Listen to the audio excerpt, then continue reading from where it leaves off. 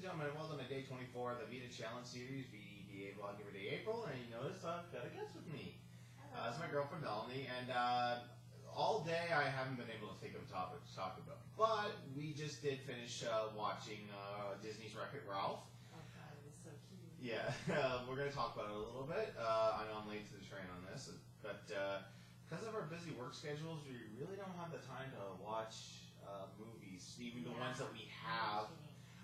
Stuff that we can watch on Netflix or even going out to the theater. So this is just a real treat for us to have this much time to actually sit down and watch something. Game together. Or game together. You know, we don't have a lot of time to do that. But yeah, let's talk about Wreck-It Ralph briefly. I loved all the references. I mean, when you saw every trailer you saw, every commercial you saw that one scene of him at the Bad Guy Anonymous meeting with several villains. I didn't really like the cartoony look they kind of gave Kano when he went and ripped the zombie's heart out of his stomach.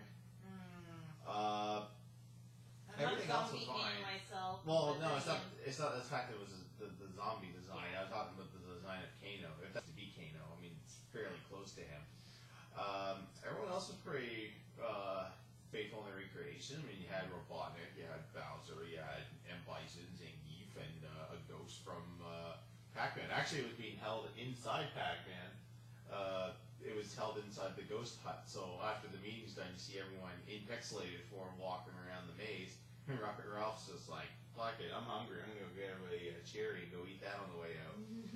It's a very, very unique universe they've got. It's sort of along the lines of Toy Story, where you can. Well, not really Tron so much. Tron was just kind of contained in like a cyber world, but this was just kind of like you live inside the cabinet. I mean, you can see outside, you can see in the window, and if you want to leave after the arcade stuff, they kind of have to wait until like Toy Story. They have to wait till Andy's gone before they can start walking around and all that. But like the Tron movies, they did pay mention to Pac-Man. Exactly the same idea. Not really. Yes. I mean, there was that one scene in Tron where Pac-Man's on the screen. What that was about. It was just kind of just a reference, you know. But the Pac-Man game was shown right in Flynn's arcade. Well, yeah, and so was Donkey Kong and a bunch of other stuff. Actually, no, Donkey Kong. I didn't see Donkey Kong until I watched Tron Legacy when Sam was walking through the arcade. But that's beside the point. We're talking about Wreck-It Ralph. Sorry about that. I thought it was kind of cool how everyone meets up inside the power bar. Like, everyone walks down through the power cable, and it's kind of dangerous for this arcade owner to have one power bar and, like, 20 machines hooked up to it. And not only does he have, like, the retro stuff, like this Fix-It Felix Jr. game, but he's got, like, Asteroid, and, well, actually, no, he didn't have Centipedes. Racket says in his monologue, Centipede's long gone. But then you got, like, those new games, like Heroes Duty and Sugar Rush, the original ones that they created. I honestly, I like the original worlds quite a bit. They're kind of harder to, if you see any newer arcade game, I think in our area we only have the one, and that's, the name escapes me right now, but it's a motorcycle racing game with a full body motorcycle that you sit on and lean to turn and all that. That's probably the newest arcade, besides the ticket touchscreen games. We've got Fruit Ninja, thank you. Fruit Ninja Touch. You can win tickets on if you're good enough at it. And maybe a Pump It Up Exceeded, but that's about it. They have a Dance for Revolution, but it's not the same. No, like I said, it's Pump It Up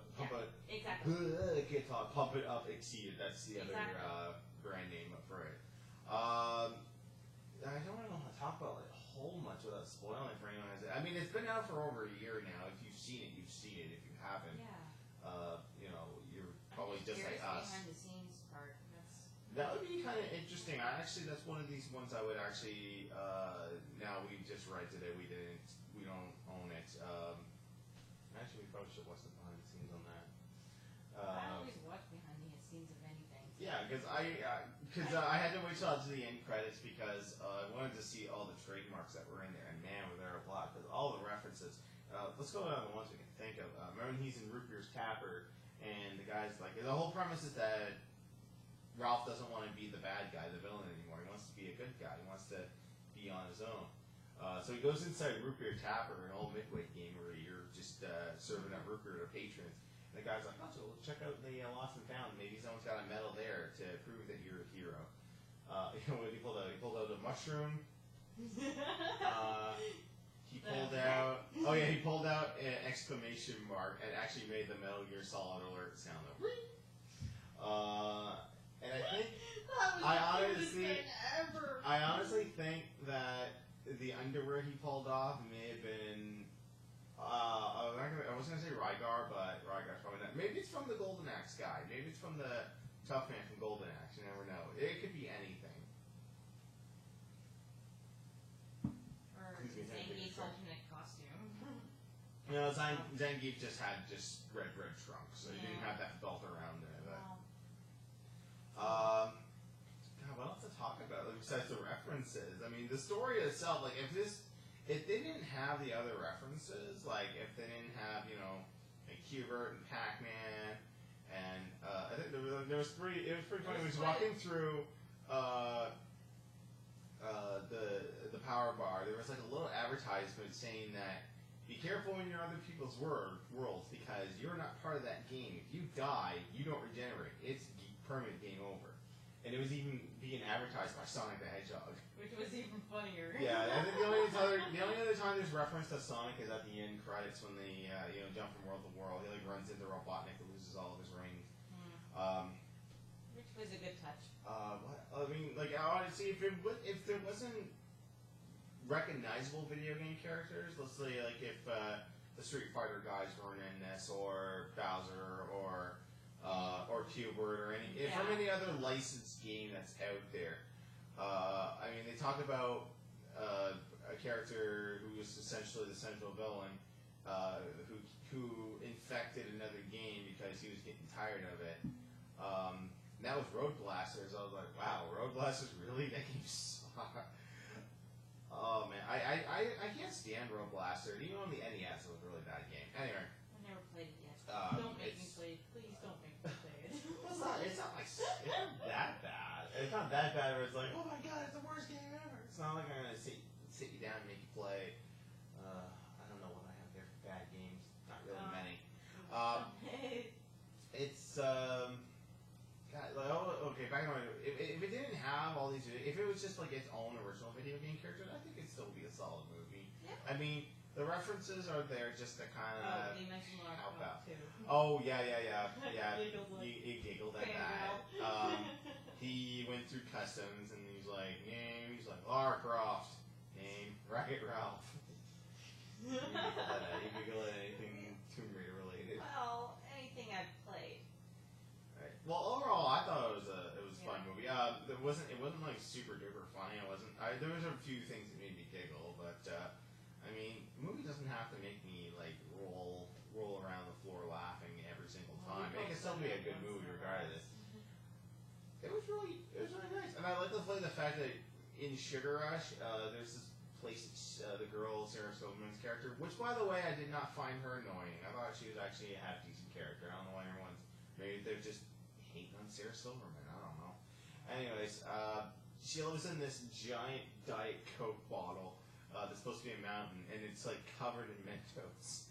So they're playing on the whole, Mentos and Diet Coke, and for some reason in their world. For some reason it doesn't rock it up, because like if you put one of those tablets in, it shoots up, but I think if you put like a whole ton of them, I think there's a Slow-Mo Guys video about that. We're not gonna go so far into it. I'm just gonna tell you everything that's in it. If you haven't seen it, go see it for yourself. If you're a gamer, you're gonna love this movie. What are your final thoughts? I just enjoyed it. I mean, I've played quite a few retro things. I mean, it reminded me of playing and being in the arcades and over at like doing camping and on the ferries going from PEI to New Brunswick. So yeah, that's. I miss those arcades so bad now. It's ridiculous. I have a memory of a camping trip we went to in Maine, and they had a rec center that we were there, I think, for a weekend. Yeah. And like some of the nights they'd have like the team dance, which I never went to. Back then, I was so socially awkward. Yeah. I just laid in my sleeping bag and think of stuff. And I tried to make the best of things. But they had Mortal Kombat there, which was awesome. So that would make your day. Yeah. Anyway, so that's our kind of mini review and thoughts on Wreck-It Ralph. We're gonna try and get to those bonus features. I want to see more information about how they were able to obtain these licenses. I mean, with movies like Scott Pilgrim vs. the World and now this, like incorporating more like true video game culture and not some guy like sitting there pretending to play. I think the biggest example of that was some points in The Wizard when Bo Bridges was trying to play video games. And he was just like going nuts. Yeah. You could have to show me that. You haven't seen The Wizard? And I don't remember it from start to finish. Oh my god. Alright. Journey to Find the Wizard. We're gonna make her play it. Watch it. And I will try to get this done in the next 6 days so that we can do a Vita on that. Her first experience with the Wizard. The 90-minute long Nintendo commercial. I do not remember it from start to finish. I just remember what everyone else had said about it. And I'm like, okay. Yeah, well, right. we'll get to it. They mentioned I've actually played it. But yeah, because it's all Nintendo. The only thing it's a 90-minute long Nintendo commercial. I know. And it's like the biggest commercial and hype up to a new video game that's ever been done. That was just so that they could promote Super Mario Bros. 3. Anyways, I'm going to go track it down somewhere because I know it's not on Netflix for some reason, neither Canadian or American. So I'm going to track it down. We'll go rent it at the Spin It. I've got like hundreds of thousands of movies there. Well, we got a membership there now. Damn right. All right, I'm going to go rent it this weekend and we're going to watch it. Next week, honey. Well, before V.E.D.A's over. Before V.E.D.A's over, she's going to watch it and we're going to do a V.E.D.A on it so that you can express your opinions about the movie. I've seen it a million times, so I've got, everything has already been said about it, except for one thing. That one thing I'll hold off to until that V.E.D.A. So again, this is day 24 of the V.E.D.A challenge, V.E.D.A Vlog Every Day April. We'll see you guys tomorrow for day 25.